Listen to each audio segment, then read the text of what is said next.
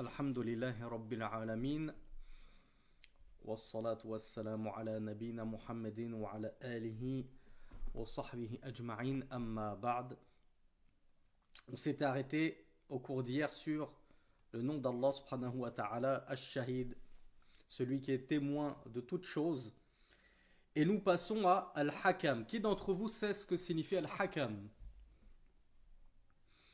Il y en a qui connaissent la racine dont vient Al-Hakam. Alors bravo à Abu Ayyan. Alors non, Aïcha, c'est pas la sagesse. On va le voir, ce qui évoque la sagesse. Hakam, bravo Abdallah, c'est le juge. Al-Hakam, c'est le juge suprême. Al-Hakim alladhi yahkumu. Elle était là la racine. Al-Hukm. Al-Hakim alladhi yahkumu wa yafsilu wa yaqdi fi sa'iril umur. C'est le juge suprême qui tranche et qui juge et qui décide dans toutes les affaires. Donc personne ne pourra juger au-dessus du jugement d'Allah subhanahu wa ta'ala. Personne ne pourra s'opposer à son verdict, à son jugement, à son décret. Et on avait un petit peu extrapolé par rapport au fait de juger sur les lois d'Allah dans un cours précédent. Wallah subhanahu wa ta'ala huwa alladhi yahkumu bayna ibadihi fi dunya wal akhirah. Allah azza wa jal va juger entre ses serviteurs dans ce bas monde et dans l'au-delà. Et certes, le jugement dans l'au-delà sera encore plus douloureux pour les contrevenants qui auront manqué à leurs obligations. On demande à Allah azza wa jal de nous préserver, et si punition il doit y avoir, alors qu'il nous la hâte en ce bas monde. Parce que croyez-moi que lorsqu'Allah retarde sa punition pour nous en saisir dans l'au-delà, elle est irrésistible. Donc Allah subhanahu wa ta'ala, le cheikh nous dit يحكم بين عباده في الدنيا والآخرة بعدله وقسطه فلا يظلم مثقال ذرة فيهما. Et maintenant vous savez tous ce que c'est que dharra. Allah subhanahu wa ta'ala, donc il juge entre ses serviteurs dans cette dunya et dans l'au-delà avec sa justice et son équité parfaite. Fala, alors il ne lésera nulle âme du poids d'un atome. Là, on peut le dire, c'est pas une traduction du Coran. On n'est pas en train de citer un verset. Donc, il ne lésera nulle âme du poids d'un atome. وَحُكْمُهُ جَلَّ وَعَلَى فِي خَلْقِهِ نَوْعَانِ. Le jugement d'Allah, nous concernant, il est de deux sortes. Qui va être le champion ou la championne à me trouver de quoi est-ce qu'il veut nous parler, le shirk, le jugement d'Allah qui est de deux sortes?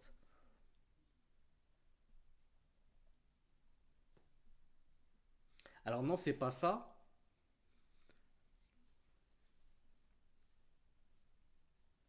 Alors je vais vous mettre sur la piste. Ça a un rapport avec al-irada, la volonté d'Allah. On avait vu dans des cours précédents, dans le tawhid, qu'Allah Azza wa Jal, sa volonté, elle est de deux sortes. Il y a une volonté comme ceci et une volonté comme cela. Alors non, c'est toujours pas ça, Roney. Ah, bravo Dhun Norain, ça y est, enfin une bonne réponse. Bravo Samia. Bravo Mourad, ça y est, commencez à venir. Alors le shirk, on revient à notre jugement, là on est sur le jugement, on va pas extrapoler sur la volonté. Le shirk nous dit que le jugement d'Allah subhanahu wa ta'ala, il est de deux sortes. Hukmun kawni wa huwa waqi'un la mahala. Il y a un jugement universel qui est péremptoire. C'est-à-dire qu'il est obligé d'être exécuté. Personne ne peut le contrecarrer, le repousser, l'esquiver. C'est un jugement péremptoire et immuable. Hukmun kawniyun. Allah il a décrété par exemple que Allah Azza wa Jal, il a par exemple décrété les 4 saisons. Pour ceux qui vivent dans certains pays qui ont cette joie de connaître les 4 saisons, c'est pas forcément le cas pour tout le monde. Chez qui c'est l'été toute l'année. Mais c'est un décret immuable d'Allah subhanahu wa ta'ala. Personne ne pourra modifier ça. Allah il a décidé que l'été suivra au printemps, qui suivra lui-même. Mes cours de géographie sont loin là. Je vous laisse compléter la suite. Donc ça c'est le hukm shari, jugement universel. لأنه يتعلق بمشيئته. Ce jugement universel, il touche à la volonté d'Allah. C'était la volonté d'Allah. Il a décidé que ça se passe ainsi. Et ça se passera ainsi, puisque ainsi en a-t-il décidé. Et il nous dit wa hukmun shar'i. Et il y a un jugement cette fois-ci qui est shar'i. Alors ce jugement shar'i qui va m'expliquer un petit peu par rapport au jugement kaouni. Est-ce qu'on peut le repousser? Est-ce qu'on peut le repousser ce jugement shar'i de la part d'Allah? Il touche à quoi ce jugement shar'i? Alors bravo à ceux qui m'ont apporté de bonnes réponses. Le jugement shar'i, c'est ce qu'Allah Azza wa Jal nous a jugé pour ses serviteurs et qu'on est censé mettre en application puisque ça fait partie de la charia. Mais malgré tout, Allah Azza wa Jal nous a donné le libre arbitre. C'est-à-dire qu'il nous a malgré tout donné le choix de pouvoir obtempérer à ce jugement shara'i comme le jugement de la prière obligatoire, le jugement aux sœurs de se couvrir. La sœur, elle peut ne pas se couvrir. Le frère, il peut ne pas prier. Donc on voit bien que malgré qu'Allah il ait jugé que la prière est obligatoire, que le voile est obligatoire et ainsi de suite, il y a certaines créatures d'Allah qui se soustraient à ce jugement-là. Pourquoi? Parce qu'il ne s'agit pas ici du jugement universel auquel nul ne peut se soustraire, comme les 4 saisons, comme le fait que l'eau ça mouille et le feu ça brûle, et ce genre de choses. Donc, al-hukm al-taklifi al-shar'i huwa al-shari'a allati fiha ahsanul ahkam. Donc, ce jugement shar'i qui a un rapport avec la sharia d'Allah, la législation d'Allah, c'est le jugement dans lequel se trouvent les jugements d'Allah les plus parfaits. D'où le fait que nous n'ayons pas le droit de juger par autre que les lois d'Allah subhanahu wa ta'ala. Alors, comment on dit shara'i en français? Généralement, on le traduit par légiférer. Et là, en l'occurrence, ce seraient les jugements législatifs, peut-être. Alors, on y vient, Al-Hakim. Alors, avant de venir à Al-Hakim, je tiens à corriger un emmêlement de pinceau de ma part sur le hadith que je vous avais cité hier sur Aïcha. Et je le sentais que j'étais pas sur la bonne piste. Et vous me disiez, si, c'est Aïcha. Si, c'est Khadija, c'est Khadija. Quand on parlait que Jibril, il était venu, alayhi salam, voir le prophète, sallallahu alayhi wa sallam, et il lui avait dit à Khadija que je la salue et qu'Allah lui passe le salam. Ça, c'est juste, hein, c'est dans Bukhari et Muslim. Mais dans cette histoire-là, il n'y a pas le fait que Khadija, elle a dit Allah m'a nommé. En fait, j'ai fait une petite tchekchouka pimentée. Et j'ai confondu et j'ai imbriqué dans ce hadith-là la fin d'un autre hadith qui est le hadith de Ubay ibn Ka'b, radiyallahu anhu, qui ressemble un petit peu. Il y a le prophète, sallallahu alayhi wa sallam, le hadith il est unanimement authentique. Il est venu voir Ubay ibn Ka'b, radiyallahu anhu, l'un des grands mémorisateurs du Coran, l'un des plus lettrés dans le Coran, l'un des plus grands compagnons. Et il lui a dit Inna Allah amarani an aqra'a alayka al-Qur'an. Allah m'a ordonné que je lise sur toi le Coran. À votre avis, quelle est la première chose à laquelle Ubay ibn Ka'b a pensé? Quelle est la première chose qui est sortie de sa bouche quand il a entendu ça? Est-ce qu'il a dit, subhanallah, comment toi tu pourrais lire, comment moi je pourrais lire sur toi alors que c'est sur toi qu'il a été révélé, etc. Subhanallah, tout de suite il a dit, Asammanillah lak, est-ce qu'Allah m'a mentionné à toi? Allah il a fait mention de mon prénom en te disant à toi, Rasulullah, va lire le Coran sur Ubay, en me mentionnant. Alors Rasulullah sallallahu alayhi wa sallam lui a répondu Naam, Sammaka li, il t'a nommé à moi. Allahu Akbar. Donc ça c'est ce que je et fa baka Ubay bien sûr. Il a fondu en larmes. C'est ça la vraie foi, subhanallah, le fait de ne pas avoir honte, de savoir pleurer par amour pour Allah subhanahu wa ta'ala. Si toi, la seule chose qui te fait pleurer sur terre, c'est tes matchs de foot parce que ton équipe elle a perdu, qu'Allah t'ouvre ton cœur, mon frère. Qu'Allah t'ouvre ton cœur. Il n'y a rien de plus beau qu'une personne qui pleure d'amour pour Allah subhanahu wa ta'ala. Qu'Allah préserve tous les compagnons et nous accorde l'honneur de pouvoir les rejoindre au paradis. Donc on revient à notre hakim. Donc je m'excuse pour la petite confusion hier.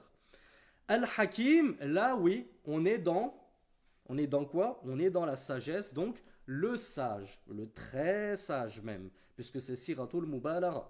فالله سبحانه وتعالى هو الحكيم وهو خير الحاكمين. Allah subhanahu wa ta'ala, c'est le sage et c'est le meilleur des juges. C'est celui qui, dans tous ses jugements, est sage, fait preuve de sagesse. Chacun de ces jugements émane d'une sagesse, comme on l'a dit, ça n'émane pas du hasard, c'est pas fait en vain, c'est pas fait par frivolité, quand bien même la sagesse nous échappe.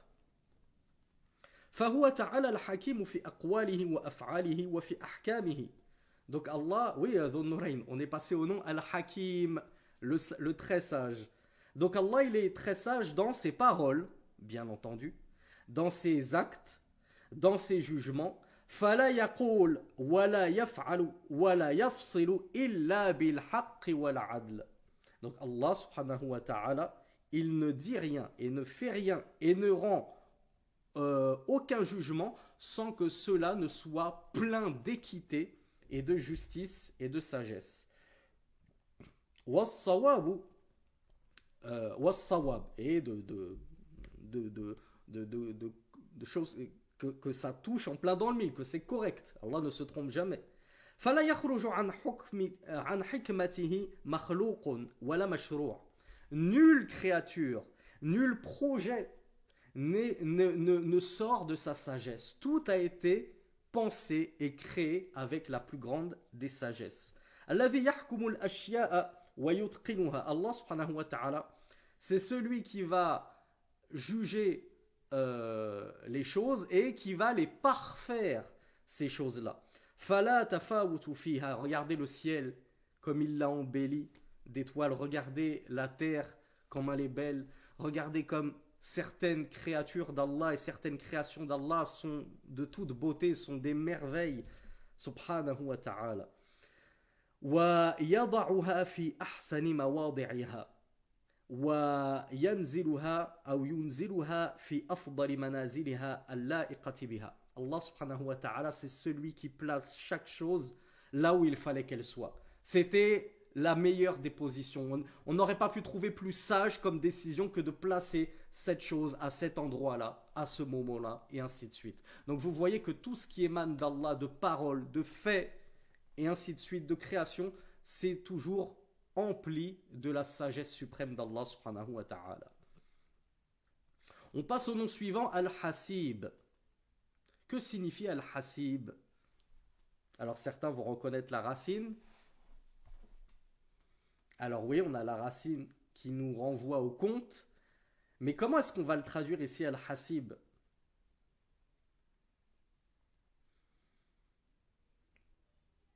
Celui qui dresse des comptes.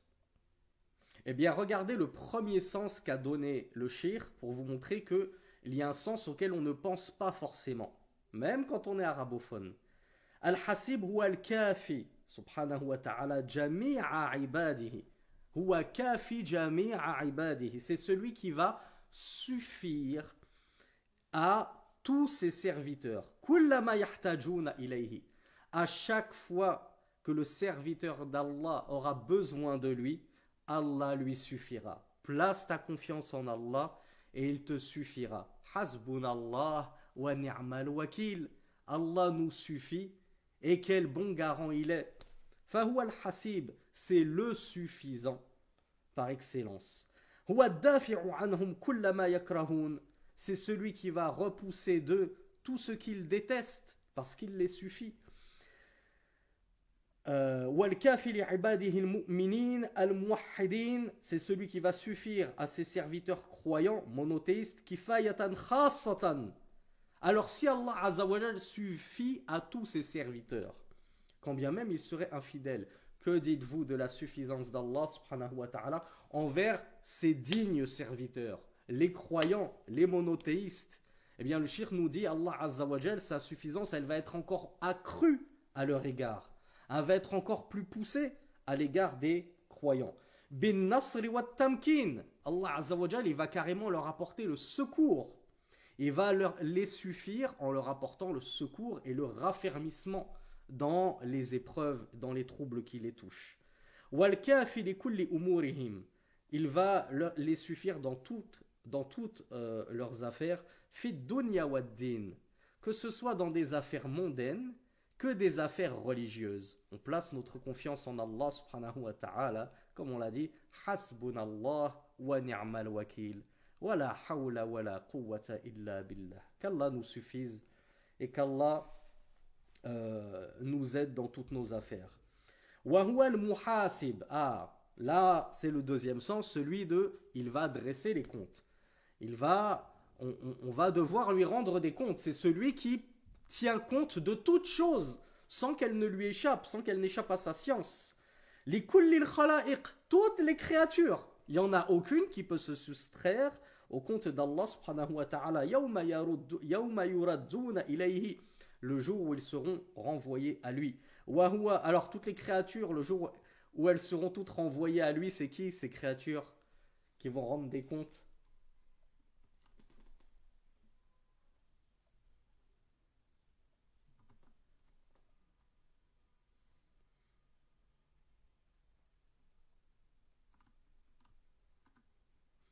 Alors, il y en a beaucoup qui m'ont parlé des djinns et des hommes, mais si je vous ai posé la question, vous vous doutez bien que c'était pas aussi simple.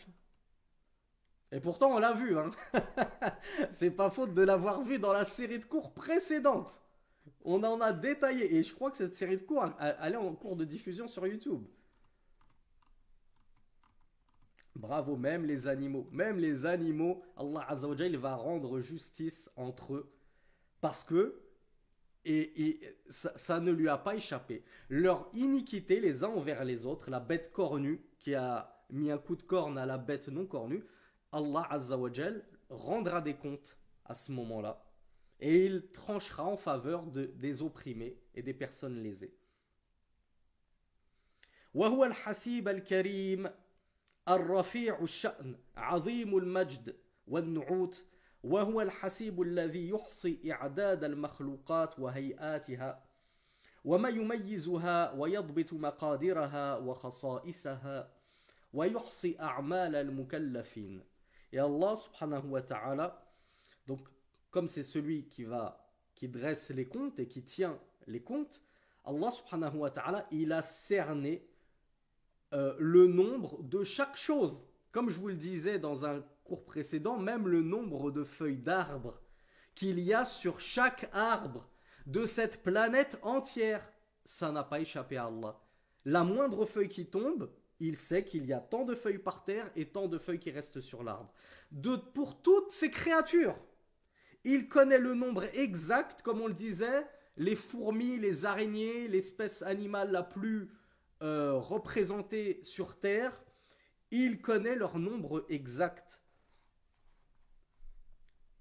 C'est lui qui distingue très clairement toute mesure. Il sait combien tout pèse, combien tout mesure, la taille de chaque chose. Rien n'échappe à ses comptes. Et donc, nos œuvres, termine le shir là-dessus, et il fait bien de nous le rappeler, nos œuvres sont bien la dernière chose, ou les dernières choses, qui pourraient échapper à Allah subhanahu wa ta'ala. Voilà pourquoi il faut essayer de faire attention à ce qu'on fait et se souvenir en permanence que si mon papa ne me voit pas, si ma maman ne me voit pas, Allah lui il me voit. Donc faisons attention à certains de nos agissements et qu'Allah nous pardonne. Kullu bani Adam khata. Tout fils d'Adam est pécheur, mais les meilleurs des pécheurs ce sont les repentants. et bonne nouvelle aux repentants, qui ont le courage, la force et la foi de se repentir. Et il n'y a rien de plus beau qu'une personne qui sait faire preuve d'humilité et de se repentir à son Seigneur. Al-Haqq, donc le nom suivant, Al-Haqq, la vérité, le vrai. Allah subhanahu wa ta'ala, c'est le vrai, la vérité. Alors, y a Mu'ad qui me l'a traduit par le véridique, Abu Qasim aussi.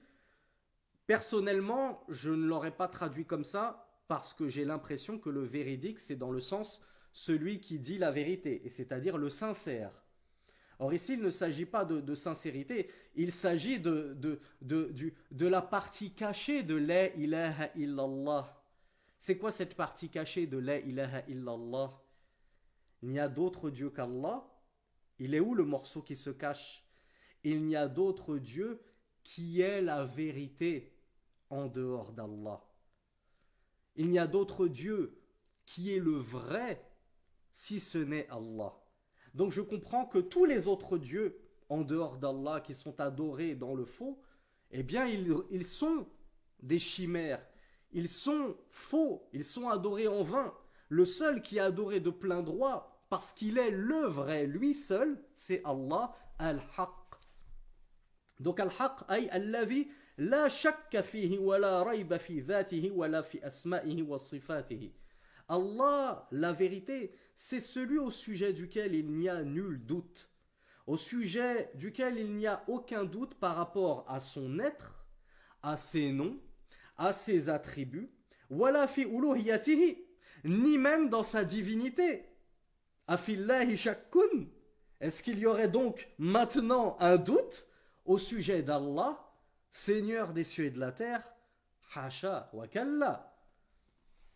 Le seul qui doute de cela, c'est celui qui a été privé d'esprit, à qui on lui a complètement, à qui le diable lui a occulté l'esprit. Mais tout esprit saint ne doute pas que Allah est le seul, l'unique, le véritable, jusque dans son monothéisme et sa divinité. Fahuwa al-ma'boud bihaq.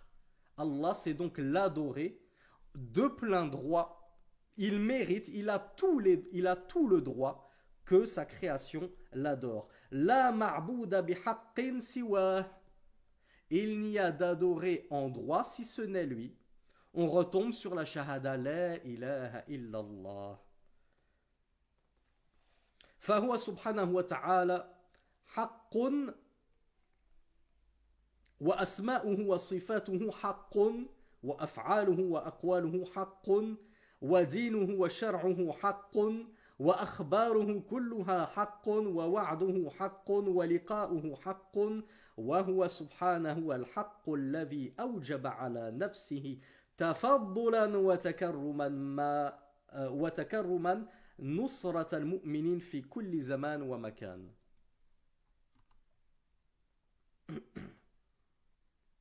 Le shir nous dit Allah, il est le vrai, la vérité.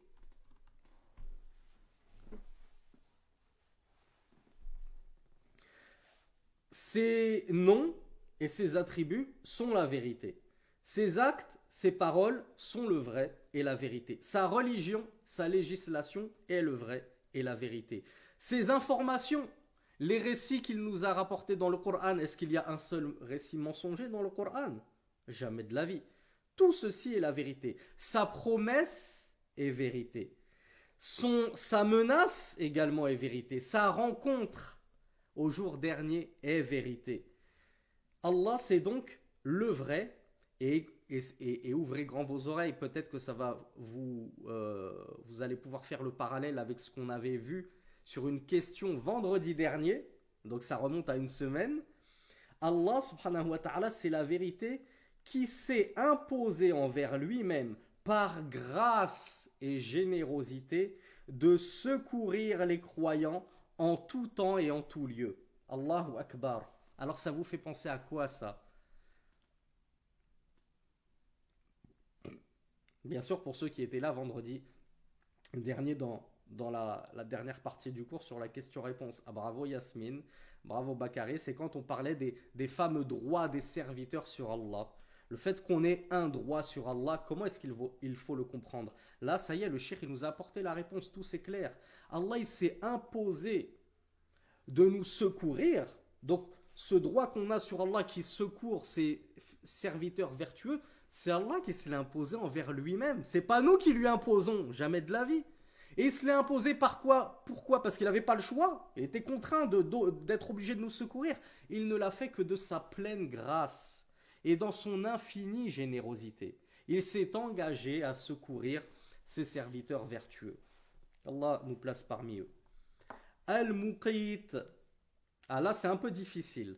Alors, est-ce qu'il y a des arabophones là qui vont Juste la racine. Déjà, si vous me trouvez la racine de Muqit et que vous me la traduisez en français, là, je vous tire mon châle. Alors non, c'est pas ça, Bakary.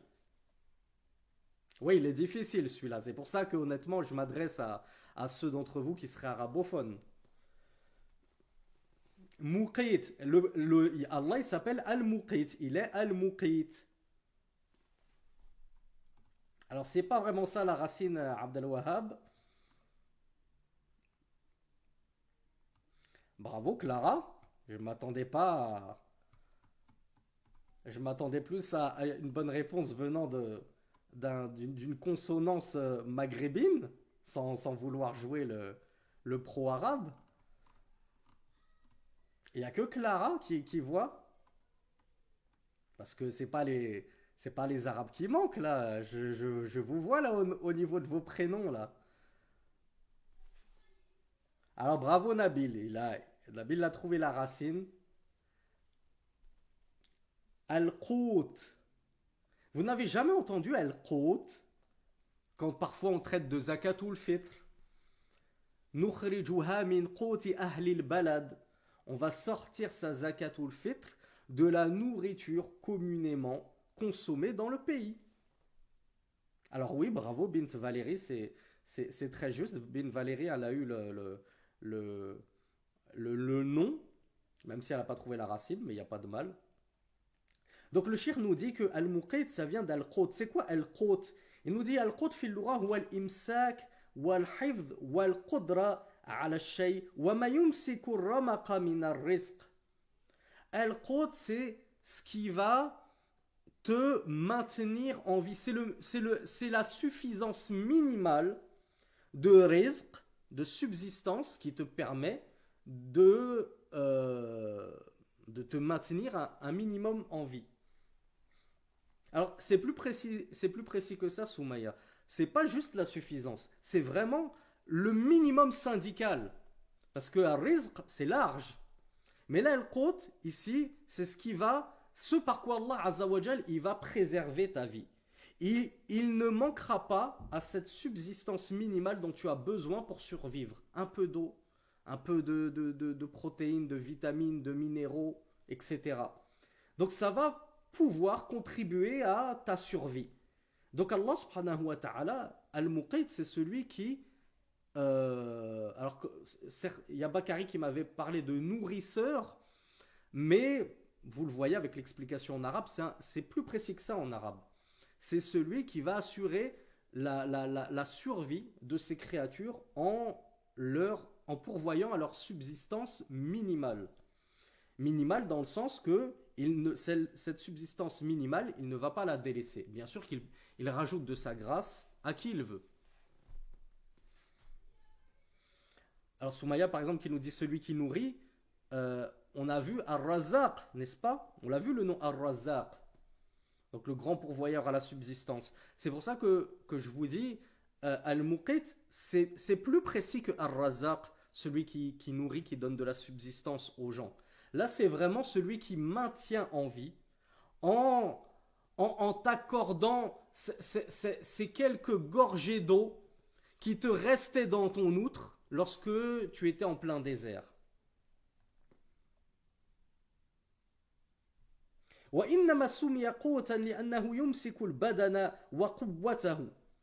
ça a été appelé qut parce que c'est la chose qui va préserver la survie de tes forces, de ta quwwa, de ton corps. ولا يمنع أن يكون معناه الذي أحاط علما بالعباد. Et là, il y a un tout autre sens pour Al-Muqit. Il y a un tout autre sens pour Al-Muqit. Le shir, il nous dit, et il y a un autre sens qui n'est pas exclu, c'est le fait que Allah subhanahu wa ta'ala a cerné de sa science ses serviteurs et leur situation et ce dont ils ont besoin. Allah sait exactement ce que tu as besoin pour survivre dans telle situation. Tu as besoin d'air, tu as besoin de protéines, tu as besoin de lipides, tu as besoin d'eau, tu as besoin de ci, tu as besoin de tels minéraux, oligo-éléments, et ainsi de suite. Donc Allah subhanahu wa ta'ala, il est al-muqit, il a parfaitement cerné ton besoin et il va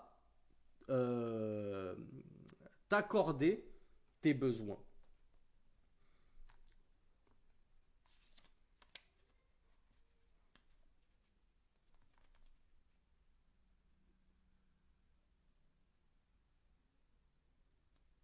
Et le shir qui nous apporte cette petite latifa, cette petite beauté, ça fait toujours du bien de méditer un petit peu sur ces choses-là. C'est bien de penser à son petit ventre, c'est bien de penser à manger, mais et la nourriture du cœur, qui c'est qui le nourrit ton cœur? Qui c'est qui prend soin de ton cœur? Subhanallah. Le shir nous dit, Al-Muqit, Allah subhanahu wa ta'ala, c'est celui aussi qui va nourrir ton cœur du minimum dont il a besoin pour battre.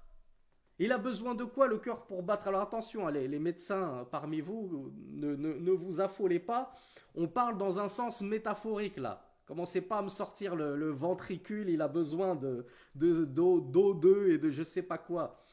On parle d'un point de vue en essayant de s'élever un petit peu, d'un point de vue spirituel, de quoi est-ce qu'il a besoin le cœur pour battre?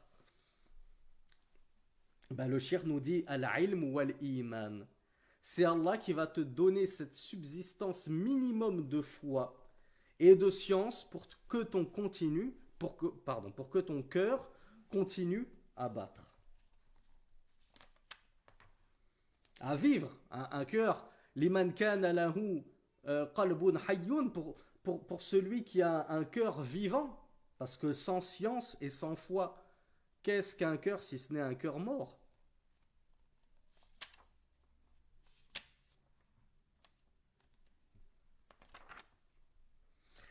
Alors le nom suivant, Ar-Raqib.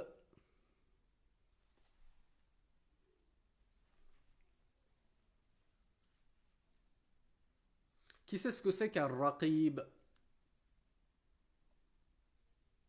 Alors Merdi, tu t'en approches, oui, je ne l'aurais pas traduit comme ça, mais pourquoi pas? Alors oui, Altaïr, c'est ça. C'est comme ça que je l'aurais traduit, qui est généralement traduit. Bint Valérie aussi, c'est comme ça. Clara, bravo, l'observateur. Ar-Raqib, c'est celui qui observe tout, qui voit tout, à qui rien n'échappe. Donc Allah subhanahu wa ta'ala, huwa ar-Raqib al-Muttali' ala ma fi ad-dama'ir. Allah, il est tellement observateur que même ce qu'il y a dans les consciences, il l'observe, il le voit, il le sait. Toi, mon frère, tu sais ce que je pense à cet instant où je parle là? Si je pense à quelqu'un là tout de suite, je ferme les yeux, tu sais à qui je pense? Allah, lui, il le sait. Toi, tu ne sais pas. Allah sait et connaît ce qu'il y a dans nos consciences. Wa aknatis sara'ir, et les secrets les plus enfouis. Allah, lui, les connaît. Il est parfaitement observateur, ça ne lui a pas échappé. Comme je te l'ai dit, tu peux cacher ce petit secret à ton papa, à ta maman. Tu ne le cacheras pas à Allah. Alors à quoi bon essayer de se soustraire à son ordre et à vouloir contourner ses limites? Et Allah subhanahu wa ta'ala, c'est celui qui observe parfaitement les regards indiscrets, les regards qu'on n'aurait pas dû jeter et qu'on aurait plutôt dû baisser. Allah, lui, il les a vus. Elles n'ont pas échappé à son observation. Et ce que nos poitrines cachent de plus enfoui, Allah, lui, le sait. Donc vraiment, comment penser pouvoir duper Allah, tromper Allah, se cacher d'Allah, subhanahu wa ta'ala. Celui qui se remémore fréquemment ce nom-là d'Allah, Ar-Raqib, bah, il va finir pieux, je l'espère, hein. Ça va finir par être un frère très pieux et une sœur très pieuse parce qu'il saura qu'en tout temps, en tout endroit, Allah l'observe et le voit et rien ne lui échappe. Donc Allah huwa ar-raqibu ala khalqihi ala ad-dawam muhsi alayhim kulla saghira wa kabira. Allah subhanahu wa ta'ala, c'est celui qui va observer sa création et ses créatures tout le temps, de manière intemporelle. Il n'y a pas un moment où tu vas te soustraire à son observance. Et du coup, qu'est-ce qu'il va faire puisqu'il est l'observateur suprême? Eh bien, le moindre péché, petit ou grand, Allah subhanahu wa ta'ala en est parfaitement savant et observateur. La yakhfa alayhi shay'un fi ardihi wala fi samawatihi. Il n'y a pas une chose qui lui soit cachée sur terre ou dans les cieux. فَإِذَا كَانَ يَعْلَمُ مَا فِي الْخَاطِرِ فَكَيْفَ بِالْأَعْمَالِ الظَّاهِرَةِ. Regardez cette belle phrase du shir, comment il conclut. Si Allah sait les choses cachées, jusque les choses qu'il y a dans nos poitrines, qu'il y a dans nos consciences, alors vous pensez que les choses apparentes, qu'on n'essaye même pas de cacher, on pêche comme ça en public, vous pensez que ça échappe à Allah subhanahu wa ta'ala? Donc Allah huwa alladhi yuraqibu ibadahu wa yarahum wa yasma'ahum wa la yakhfawna alayhi. Allah subhanahu wa ta'ala, c'est celui qui va observer ses serviteurs, il les voit, il les entend et ils ne peuvent se soustraire à lui, se cacher de lui. Quelle heure est-il? Alors je vais m'arrêter là parce que les deux prochains noms c'est Al-Wahid, Al-Ahad et honnêtement le cheikh il en a fait plus qu'une demi-page alors qu'honnêtement alhamdoulilah ça fait partie des noms les plus simples, donc je ne veux pas qu'on gâche notre dernier quart d'heure ensemble. Je vous avais promis des questions-réponses